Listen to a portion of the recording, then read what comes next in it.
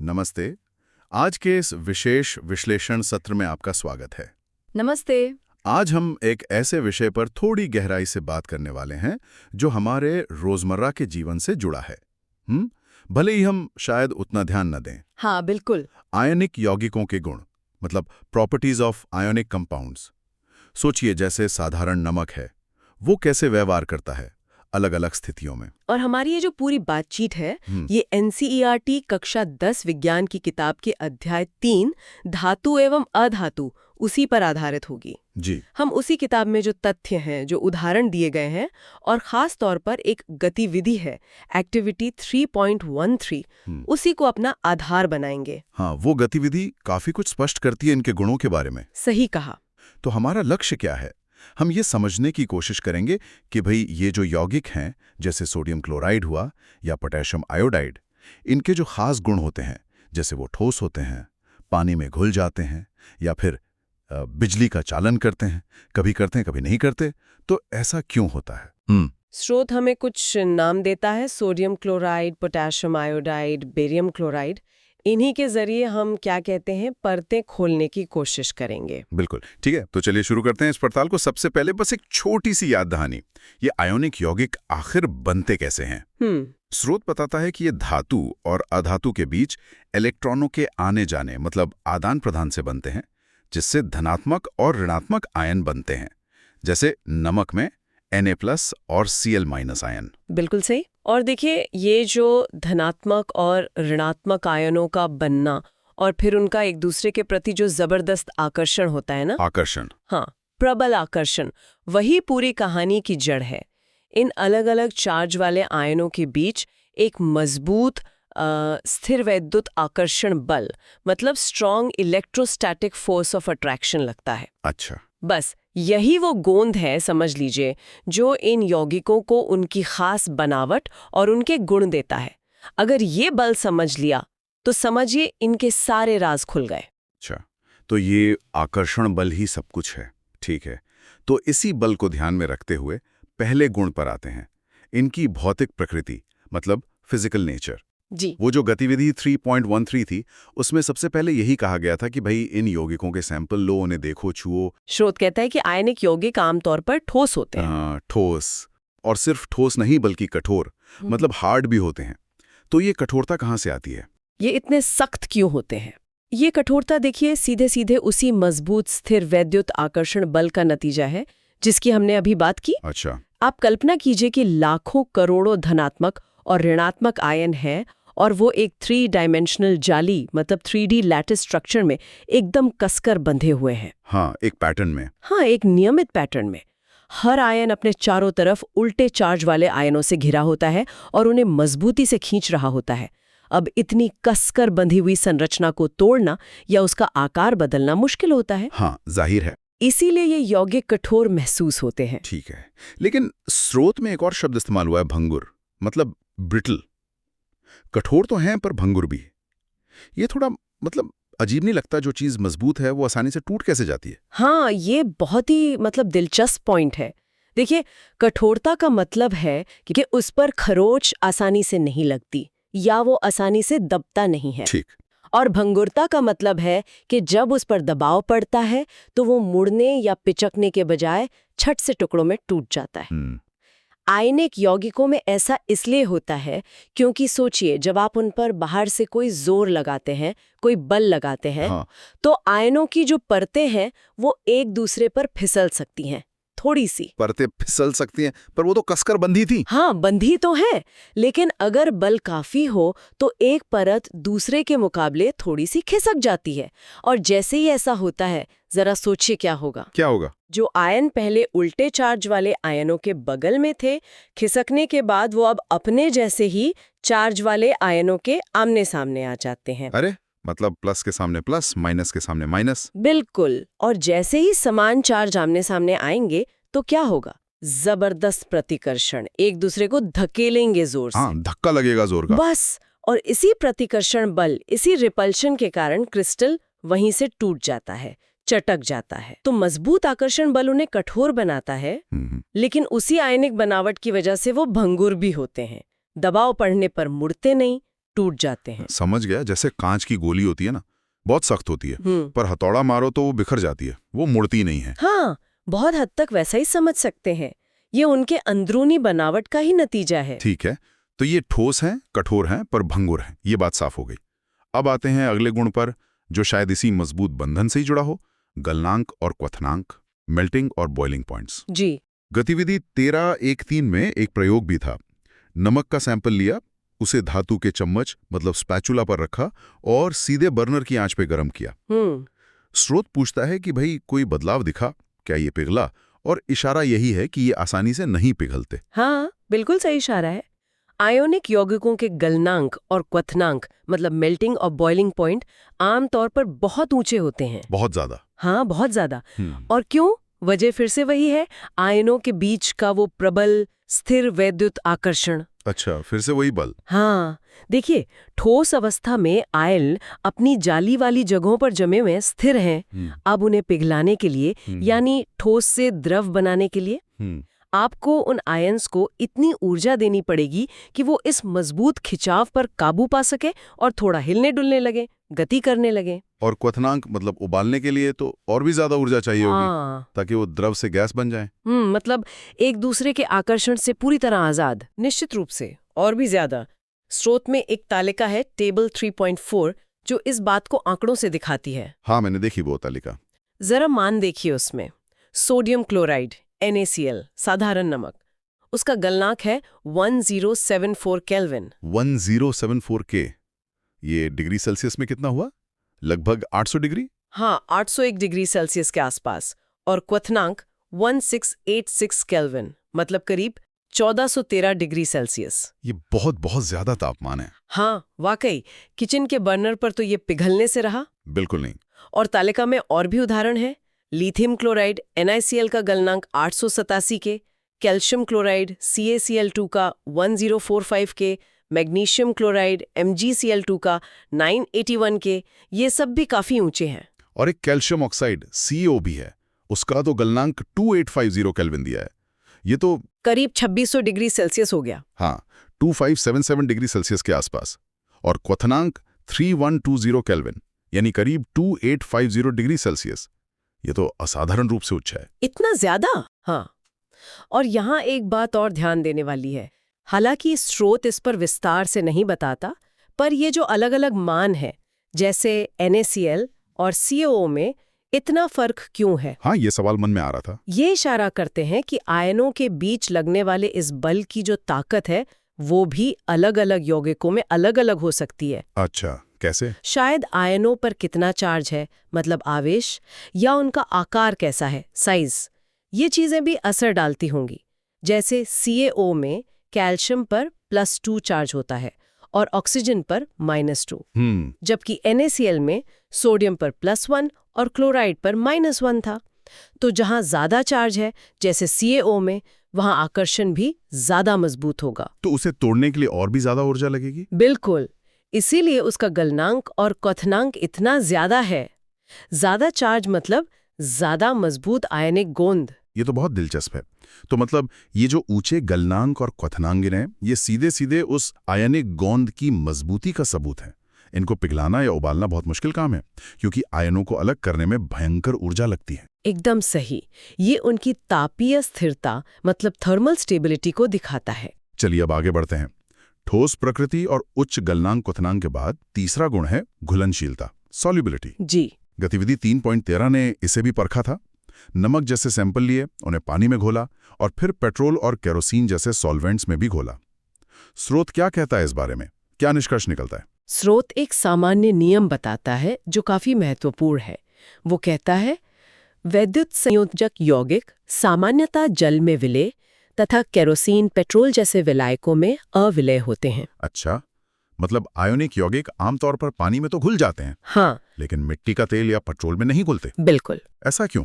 पानी में ऐसी क्या खास बात है जो पेट्रोल या केरोसिन में नहीं? देखिए, पानी जो है वो एक ध्रुवीय विलायक है, पोलर सॉल्वेंट। ध्रुवीय मतलब? इसका मतलब है कि पानी के अणु H2O में ऑक्सीजन वाले हिस्से पर थोड़ा सा नेगेटिव चार्ज होता है और हाइड्रोजन वाले हिस्सों पर थोड़ा पॉजिटिव चार्ज होता है। एक तरह से उसमें 2 सिरे हैं, 2 पोल। अच्छा। अब जब आप आयनिक यौगिक जैसे नमक NaCl को पानी में डालते हैं तो पानी की ये छोटे छोटे अणु आयनिक क्रिस्टल के आयनों को चारों तरफ से घेर लेते हैं। हाँ, पानी के अणु का नेगेटिव सिरा ऑक्सीजन वाला पॉजिटिव सोडियम आयन Na+ को अपनी तरफ खींचता है और पानी के अणु का पॉजिटिव सिरा हाइड्रोजन वाला नेगेटिव क्लोराइड आयन Cl- को अपनी तरफ खींचता है। ओहो, तो पानी के अणु आयनों को क्रिस्टल की जाली में से खींच लेते हैं। हाँ बिल्कुल, पानी के अणुओं का ये जो खिंचाव है ये इतना मजबूत होता है कि वो आयनों के बीच के अपने आकर्षण बल को कमजोर कर देता है और आयनों को एक दूसरे से अलग करके पानी में बिखेर देता है। बस इसी प्रक्रिया को हम घुलना कहते हैं। अब आयन पानी में आजादी से घूमने लगते हैं, पानी के अणुओं से घिरे हुए। समझ गया। और पेट्रोल या केरोसिन ये काम क्यों नहीं कर पाते? क्योंकि पेट्रोल और केरोसिन जो है वो अध्रुवीय विलायक है, नॉन पोलर सॉल्वेंट्स। उनके अणुओं में इस तरह के पॉजिटिव नेगेटिव सिरे नहीं होते। अच्छा, वो एक जैसे होते हैं पूरे? हाँ, उन पर चार्ज का ऐसा बंटवारा नहीं होता, इसलिए वो आयनिक यौगिक के पॉजिटिव और नेगेटिव आयनों को उतनी ताकत से खींचकर उन्हें क्रिस्टल से अलग नहीं कर पाते। आयनों का आपस का जो आकर्षण है वो पेट्रोल या केरोसिन के अणुओं के साथ होने वाले संभावित आकर्षण से कहीं ज्यादा मजबूत बना रहता है। तो वो क्रिस्टल टूटता ही नहीं? हाँ, इसलिए यौगिक इन अध्रुवीय विलायकों में नहीं घुलता। तो ये पोलर और नॉन पोलर का खेल है। पानी अपनी पोलर प्रकृति के कारण आयनों को खींच लेता है, जबकि पेट्रोल केरोसिन जैसे नॉन पोलर विलायक नहीं खींच पाते। ये भी एक महत्वपूर्ण गुण हुआ। बिल्कुल, ये विलायता मतलब सॉल्युबिलिटी का एक बुनियादी सिद्धांत है। लाइक डिसॉल्व्स लाइक, यानी ध्रुवीय चीजें ध्रुवीय में घुलती हैं, अध्रुवीय अध्रुवीय में। सही है। अब आते हैं चौथे और शायद सबसे दिलचस्प गुण पर, विद्युत का चालन, कंडक्शन ऑफ इलेक्ट्रिसिटी। गतिविधि 3.13 में इसका भी प्रयोग था। जी हाँ। एक बीकर में किसी आयोनिक यौगिक का जलीय विलयन मतलब पानी में घोल लिया, उसमें 2 इलेक्ट्रोड डाले, शायद कार्बन की छड़ें। हाँ, ग्रेफाइट रॉड्स। हाँ, और उन्हें फिर बैटरी, बल्ब और स्विच से जोड़कर एक सर्किट पूरा किया, जैसा स्रोत के चित्र 3.8 में दिखाया भी गया है। तो जब सर्किट पूरा करते हैं तो क्या होता है? क्या बल्ब जलता है? स्रोत बताता है कि हाँ, बल्ब जल उठता है। आयोनिक यौगिक का जलीय विलयन बिजली चलाता है, मतलब विद्युत का चालन करता है। अच्छा, क्यों? इसका कारण सीधे तौर पर उस विलयन में मौजूद आजाद घूमने फिरने वाले आयनों से जुड़ा है। जैसा हमने भी घुलनशीलता में देखा, पानी में आयन अपने क्रिस्टल की पकड़ से छूटकर घूमने लगते हैं, है ना? हाँ, पानी उन्हें खींच लेता। तो ये चलते फिरते आयन ही बिजली धोने का काम करते हैं। ये आयन बिजली ले जाते हैं? कैसे? ऐसे कि जब आप इलेक्ट्रोडों के जरिए उस विलयन में वोल्टेज लगाते हैं, मतलब बैटरी जोड़ते हैं, तो जो पॉजिटिव आयन है जैसे Na+, वो नेगेटिव इलेक्ट्रोड कैथोड की तरफ खींचते हैं, और जो नेगेटिव आयन है जैसे Cl-, वो पॉजिटिव इलेक्ट्रोड एनोड की तरफ खींचते हैं। अच्छा, उल्टे चार्ज की तरफ भागते हैं। बिल्कुल, और चार्ज वाले कणों का यही बहाव, मतलब आयनों की ये जो दिशा वाली गति है, यही तो विद्युत धारा, इलेक्ट्रिक करंट बनाती है। इसीलिए विलयन बिजली का सुचालक मतलब कंडक्टर होता है। ये बात ध्यान देने वाली है। धातुओं में जैसे तांबे के तार में बिजली तो मुक्त इलेक्ट्रॉन ले जाते हैं। हाँ, पर यहाँ आयनिक यौगिकों के घोल में ये काम आयन कर रहे हैं। एकदम सही कहा। ये एक महत्वपूर्ण अंतर है, धातुओं में इलेक्ट्रॉन और आयनिक विलयनों में आयन। अब यहीं पर एक और बड़ा सवाल उठता है जिसका जिक्र स्रोत भी करता है। क्या आयनिक यौगिक अपनी ठोस अवस्था में भी बिजली चलाते? हाँ, गतिविधि में शायद ठोस नमक लेकर भी सर्किट बनाने को कहा गया था। तो क्या तब बल्ब जला? नहीं, बिल्कुल नहीं जला होगा। स्रोत साफ साफ कहता है, ठोस अवस्था में आयनिक यौगिक विद्युत का चालन नहीं करते हैं। क्यों नहीं करते? क्योंकि ठोस अवस्था में दृढ़ संरचना के कारण आयनों की गति संभव नहीं होती है। मतलब ठोस क्रिस्टल में आयन अपनी तय जगहों पर मजबूती से बंधे होते हैं। वो अपनी जगह पर कांप तो सकते हैं, वाइब्रेट कर सकते हैं, पर एक जगह से दूसरी जगह चलकर चार्ज को नहीं ले जा सकते। अच्छा, वो हिल नहीं सकते? हाँ, वो गतिशील नहीं है। और अगर कोई गतिशील चार्ज कैरियर मतलब आवेश ले जाने वाला नहीं है, तो बिजली कैसे चलेगी? कोई चालन नहीं। ये तो बड़ा विरोधाभास है। वही नमक पानी में घोलो तो बिजली चलाता है, पर सूखा ठोस नमक लो तो नहीं चलाता। लेकिन कहानी यहीं खत्म नहीं होती है ना। स्रोत एक और अवस्था की बात करता है, गलित अवस्था, मोल्टन स्टेट। हाँ बिल्कुल, और ये पहलू समझना बहुत जरूरी है। स्रोत बताता है कि आयनिक यौगिक गलित अवस्था में, यानी जब पिघले हुए होते तब भी विद्युत का चालन करते हैं। पिघली हुई हालत में? वो कैसे? देखिए, जब आप आयनिक यौगिक को उसके बहुत ऊंचे गलनांक तक गर्म करते हैं, उसे पिघलाते हैं, हाँ, तो जो आप गर्मी दे रहे हैं, जो ऊष्मीय ऊर्जा दे रहे हैं, वो आयनों के बीच के मजबूत स्थिर वैद्युत आकर्षण बलों पर हावी हो जाती है। मतलब गर्मी से वो आयनिक बॉन्ड कमजोर पड़ जाता है या टूट जाता है? बिल्कुल, ऊष्मा के कारण आयन अपनी बंधी हुई जगहों से आजाद हो जाते हैं और द्रव अवस्था में घूमने फिरने के लिए स्वतंत्र हो जाते हैं। अब वो ठोस की तरह जमे हुए नहीं है। अच्छा, पिघलने पर आयन चलने लगते हैं? हाँ, और चूंकि गलित अवस्था में आयन गतिशील है, वो आजादी से घूम सकते हैं। इसलिए अगर आप वोल्टेज लगाएंगे तो वो विपरीत इलेक्ट्रोडों की तरफ चल सकते हैं और चार्ज का परिवहन कर सकते हैं। इसीलिए पिघले हुए आयनिक यौगिक भी बिजली के अच्छे सुचालक होते हैं। स्रोत के शब्द हैं, गलित अवस्था में विद्युत चालन संभव होता है क्योंकि गलित अवस्था में विपरीत आवेश वाले आयनों के मध्य स्थिर वैद्युत आकर्षण बल ऊष्मा के कारण कमजोर पड़ जाते हैं।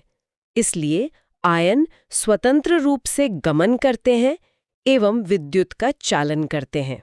वाह, तो ठोस अवस्था में कुचालक मतलब इंसुलेटर, हाँ, लेकिन पानी के घोल में या पिघली हुई हालत में सुचालक मतलब कंडक्टर। जी, ये सब कुछ इस बात पर निर्भर करता है कि आयन चल सकते हैं या नहीं, उनकी गति करने की आजादी पर। अगर आयन गतिशील है तो बिजली चलेगी, अगर वे अपनी जगह पर जमे हुए हैं तो बिजली नहीं चलेगी। आपने बिल्कुल सही सार निकाला है। किसी भी पदार्थ से बिजली चलने के लिए दो चीजें चाहिए, एक तो चार्ज वाले कण और दूसरा उन कणों का चलने फिरने की काबिलियत मतलब मोबिलिटी। आयनिक यौगिकों में ये चार्ज वाले कण तो आयन होते ही हैं, लेकिन वो चलने फिरने लायक यानी गतिशील केवल विलयन या गलित अवस्था में ही हो पाते हैं। ठीक है, तो अगर हम इस पूरी चर्चा को समेटें तो आयोनिक यौगिकों के ये 4 मुख्य गुण सामने आते हैं। जी, पहला, भौतिक प्रकृति, ये ठोस होते हैं, काफी कठोर होते हैं, लेकिन साथ ही भंगुर भी होते हैं, मतलब दबाव पड़ने पर टूट जाते हैं। सही। दूसरा, गलनांक और क्वथनांक, इनके मेल्टिंग और बॉइलिंग पॉइंट बहुत ज्यादा होते हैं क्योंकि आयनों को अलग करने में बहुत ऊर्जा लगती है। बिल्कुल। तीसरा, घुलनशीलता, ये आमतौर पर पानी जैसे पोलर सॉल्वेंट्स में घुल जाते हैं, पर पेट्रोल केरोसिन जैसे नॉन पोलर में नहीं घुलते। हाँ। और चौथा, विद्युत चालकता, ठोस अवस्था में बिजली नहीं चलाते, कुचालक होते हैं, लेकिन पानी के घुल में या पिघली हुई हालत में सुचालक होते हैं क्योंकि तब आयन घूमने फिरने के लिए आजाद होते हैं। बहुत बढ़िया सारांश है। और इन सभी मतलब इतने अलग अलग दिखने वाले गुणों को जो एक धागा आपस में पिरोता है, वो है क्या? वही धनात्मक और ऋणात्मक आयनों के बीच का प्रबल स्थिर विद्युत आकर्षण बल। इसी बल की ताकत और आयनिक जाली की बनावट ही इन सभी व्यवहारों की वजह है, उन्हीं की व्याख्या करती है। अगर इस केंद्रीय विचार को समझ लिया तो इन यौगिकों के गुणों को सही मायने में समझा जा सकता है। बहुत खूब। यह देखकर अच्छा लगा कि कैसे एक ही मूल कॉन्सेप्ट आयनों के बीच का आकर्षण इतने सारे अलग अलग गुणों को जन्म देता है और उन्हें कंट्रोल भी करता है। इस जानकारी ने वाकई आयनिक यौगिकों की एक ज्यादा साफ तस्वीर बना दी है। इस विस्तृत विश्लेषण और बातचीत के लिए आपका बहुत बहुत धन्यवाद। आपका भी धन्यवाद। मुझे भी चर्चा करके अच्छा लगा। समाप्त करने से पहले एक छोटा सा विचार छोड़ जाती हूँ जो स्रोत में ही छिपा है पर हमने उस पर ज्यादा बात नहीं की। अच्छा, क्या? वो जो गतिविधि 3.13 थी, उसमें ये भी कहा गया था कि जब नमक के सैंपल को स्पैचुला पर गर्म किया जा रहा हो तो ये भी ध्यान दें कि क्या वो आंच को मतलब ज्वाला को कोई रंग देते हैं। हाँ, ऐसा कुछ था शायद। लेकिन स्रोत ने ये नहीं बताया कि रंग दिखा या नहीं, और अगर दिखा तो क्यों। तो ये सोचने वाली बात है। अलग अलग आयोनिक यौगिक जिनमें अलग अलग धातु के आयन होते हैं, गर्म करने पर ज्वाला को अलग अलग खास रंग क्यों दे सकते हैं।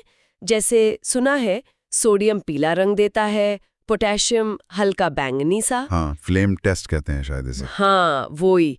तो ये फ्लेम टेस्ट हमें उन यौगिकों की बनावट या उनमें मौजूद खास आयनों के बारे में और क्या सिखा सकता है। ये एक संकेत है जो हमें स्रोत से थोड़ा और आगे और गहराई में सोचने के लिए उकसाता है। वाकई ये एक दिलचस्प सवाल है कि वो रंग कहाँ से आते हैं। भविष्य में शायद इस पर भी कभी बात हो। फिलहाल आज के इस ज्ञान बढ़ाने वाले सत्र को यहीं समाप्त करते हैं। जी जरूर। धन्यवाद।